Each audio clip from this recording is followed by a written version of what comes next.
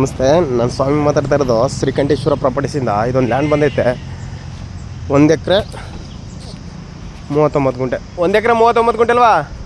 1 acre 39 ಗುಂಟೆ general property, ಲಿಂಗಾಯತರ property. Full red soil. ನೀವು 10 ಅಡಿ 20 ಅಡಿ ತೆಗೆದ್ರು ಕೆಂಪು ಮಣ್ಣು. ಒಂದು ಬೋರ್ವೆಲ್ ಇದೆ, ಸುತ್ತ ತೆಂಗಿದೆ, ಫಲ ಕೊಡ್ತಾಯಿದೆ.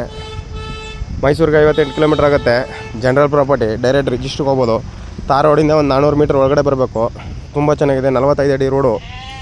ಇವರು 1 ಎಕರೆಗೆ 26 ಲಕ್ಷ ಹೇಳ್ತಾ ಇದ್ದಾರೆ. ಡೈರೆಕ್ಟ್ ಓನರ್ ಕೂತ್ಕೊಂಡ್ರೆ ಒಂದು 25ಕ್ಕೆ ಆಗುತ್ತೆ ಸರ್. ತುಂಬ ಚೆನ್ನಾಗಿದೆ, ರೆಡಿ ಇರೋದು. ಒಂದು ಫೆನ್ಸಿಂಗ್, 2 ಸೈಡ್ ಫೆನ್ಸಿಂಗ್ ಇದೆ ನೋಡಿ. ಮೊನ್ನೆ ಯಾವ ಥರ ಇದೆ.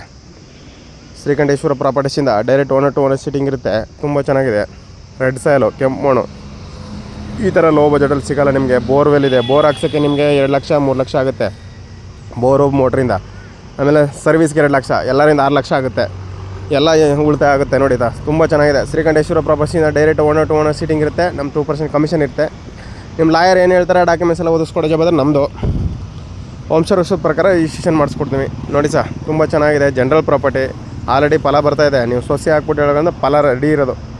ನಿಮ್ಮ ಫೆನ್ಸಿಂಗ್ 2 ಸೈಡ್ ಫೆನ್ಸಿಂಗ್ ಹಾಕೋಬಿಟ್ಟು ಆರಾಮಾಗಿ ಒಂದು ಮನೆ ಮಾಡ್ಕೊಂಡು ಎಳ್ನೀರು ಕುಡಿಬೋದು ನೋಡಿ.